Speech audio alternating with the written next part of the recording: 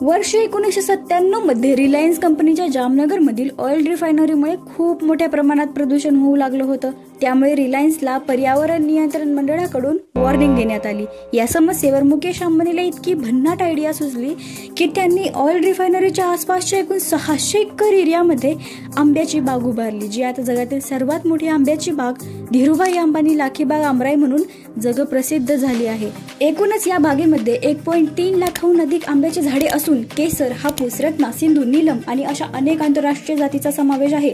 या प्रकल्पामुळे केवळ प्रदूषणच नव्हे तर रिलायन्स हा आशियातील सर्वात मोठा आंबा एक्सपोर्टर बनला। पण असं म्हणू शकतो की आता अंबानी हा आम आदमी बनला, जो एकूण 600 एकर आमराईमध्ये दरवर्षी सुमारे 600 मेट्रिक टन उच्च प्रतीचे आंबे उत्पन्न करतो, जे भारतात आणि आंतरराष्ट्रीय बाजारात विकले जातात। या निर्यातीतून सुमारे 10,000 कोटी उत्पन्न मिळते।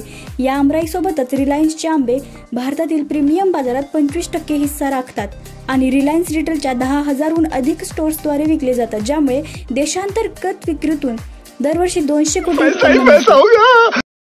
यातून आपण शिकू शकतो की संधीचं सोनं कसं करायचं। रिलायन्स जामनगरची आंबा बाग ही मुख्यतः प्रदूषण नियंत्रण, जागेचा दर्जा सुधारण्यासाठी आणि मोठ्या प्रमाणावर निर्यातीसाठी प्रकल्प आहे।